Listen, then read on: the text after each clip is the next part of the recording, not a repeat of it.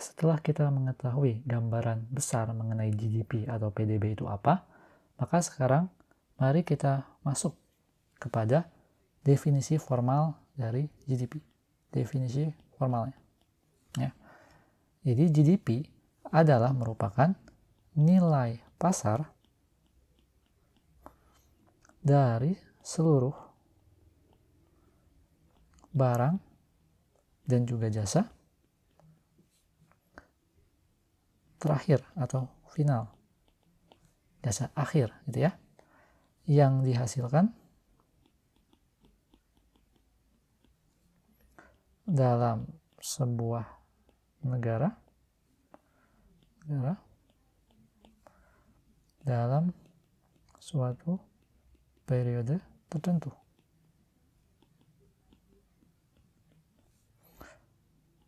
Final biar lebih mudah memahami. Final goods atau services. Jadi GDP adalah nilai pasar dari seluruh barang dan jasa akhir atau final yang dihasilkan dalam sebuah negara dalam sebuah periode tertentu. Ya. Mari kita bahas satu persatu mengenai kata-kata yang menjadi definisi dari GDP ini. Yang pertama adalah nilai pasar. Kenapa kita harus melakukan perhitungan dengan menggunakan nilai pasar? Karena dalam sebuah negara kita memiliki berbagai jenis produk. Beda-beda produknya. Sebagai contoh, dalam sebuah negara dia mempunyai apel dan juga jeruk. Ya. Untuk mengetahui GDP dari negara itu, maka kita harus dapat menjumlahkan apel dan jeruk. Sedangkan kita tahu bahwa apel tidak bisa kita jumlahkan dengan jeruk untuk menghasilkan satu angka tertentu. Ya. Caranya kita untuk dapat mengagregasikan seluruh produk tersebut adalah dengan melakukan konversi. Atau kita ubah. Dalam bentuk apa? Dalam bentuk harga jual. Nah, harga jual ini adalah yang dinamakan dengan nilai pasar atau harga pasarnya. Sebagai contoh, harga apel per kilonya 15.000, sedangkan harga jeruk adalah 10.000. Artinya di sini dapat kita jumlahkan menjadi 25.000. Ini adalah GDP-nya, angka GDP-nya, yang merupakan nilai pasar dari produk yang ada dalam negara tersebut.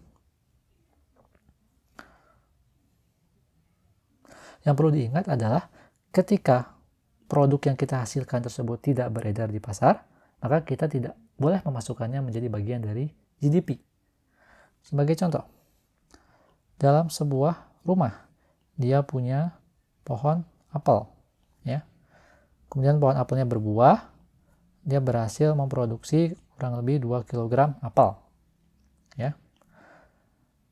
Sehingga dia 2 kg apel ini, tapi dia tidak dijual oleh si pemilik apelnya.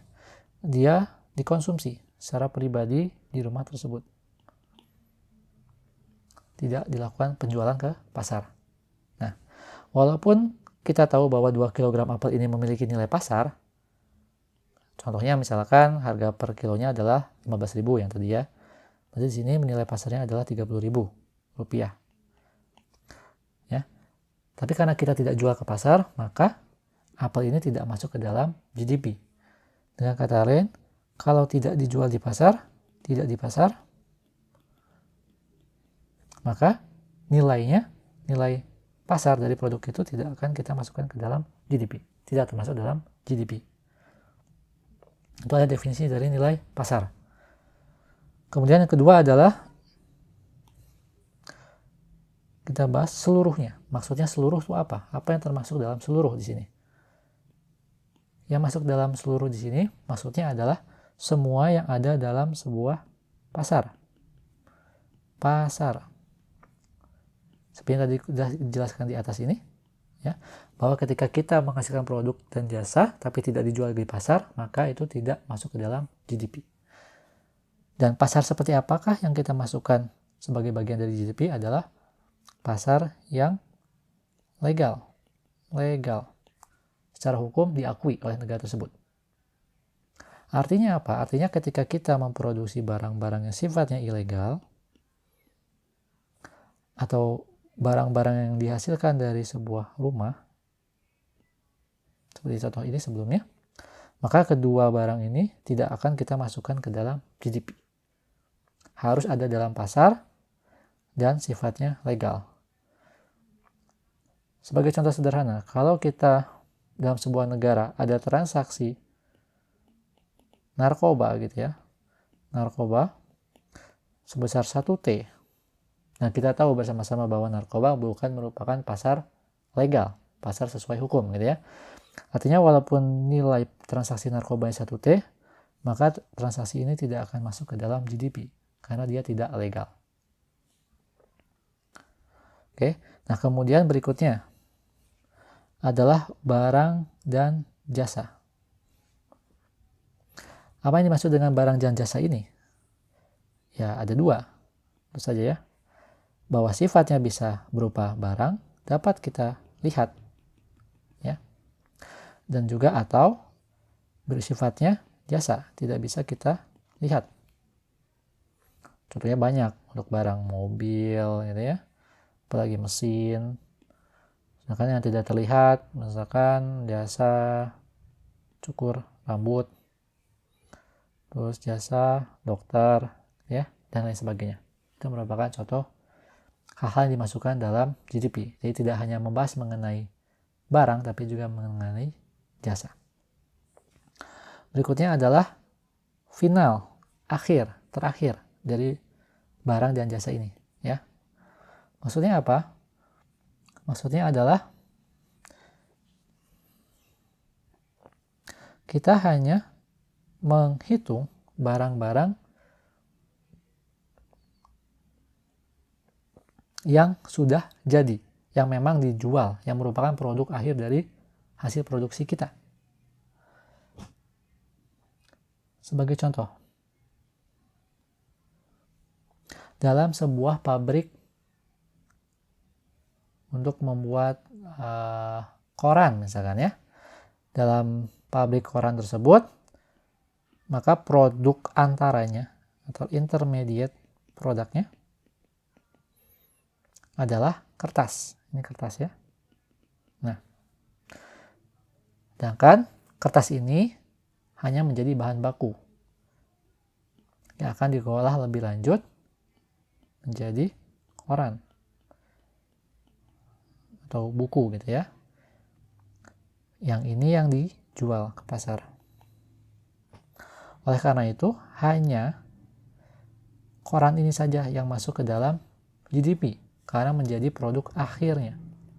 Sedangkan produk antaranya karena menjadi bahan baku ini tidak dimasukkan ke dalam GDP.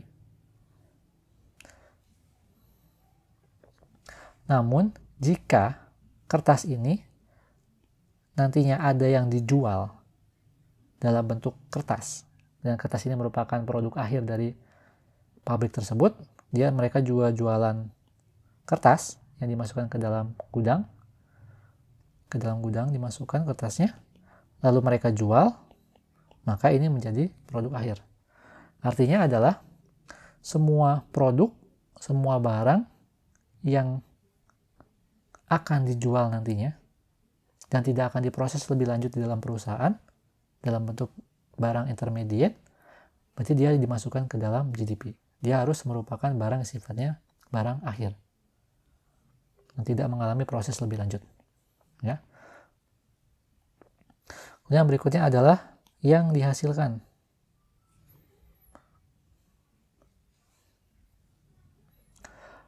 Yang maksud dihasilkan di sini adalah kita hanya melihat atau menghitung barang-barang yang dihasilkan dalam sebuah atau satu periode tertentu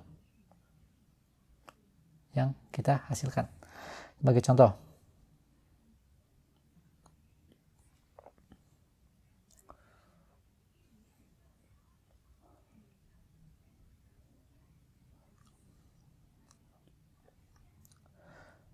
pada tahun 2019,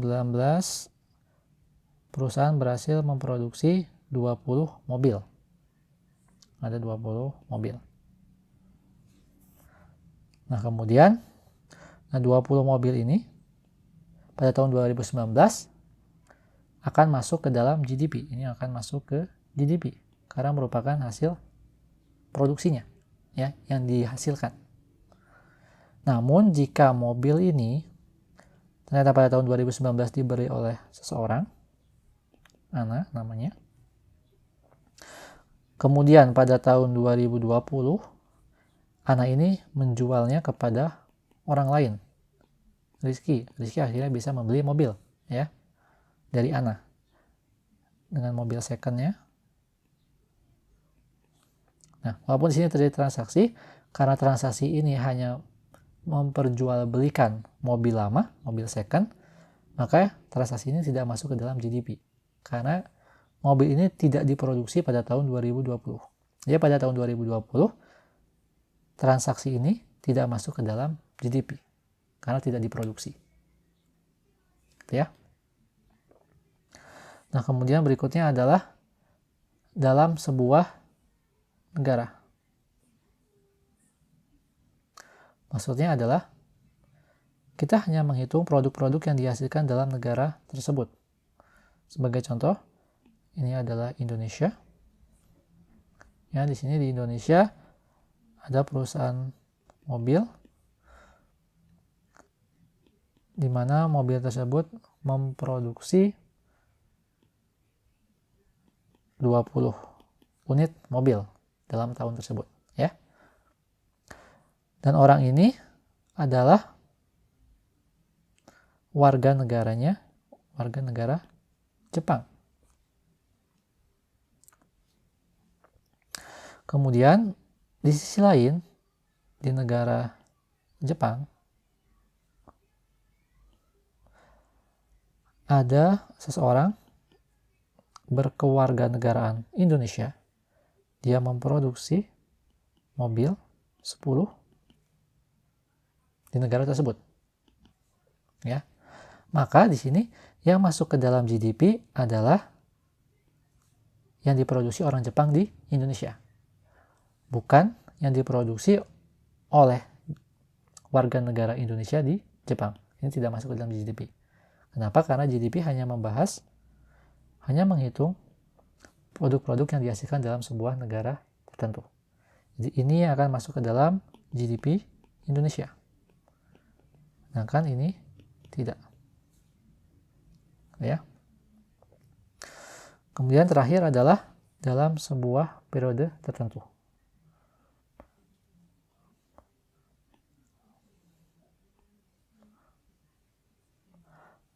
Artinya kita dapat melakukan pengukuran GDP dalam rentang 1 tahun, tahunan, atau kita bisa buat dalam bentuk semester, atau kita buat dalam bentuk kuartal, tergantung pada kebutuhan kita. Dan kemudian ketika kita melakukan perhitungan GDP, maka kita akan melakukan adjustment.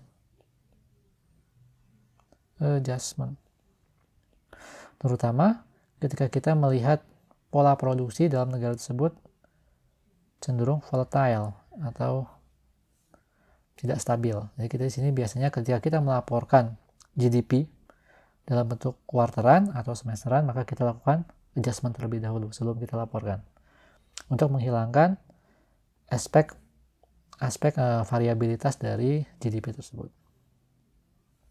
sehingga nantinya bentuknya menjadi lebih stabil ketika kita sudah melakukan adjustment. Itu merupakan definisi formal dari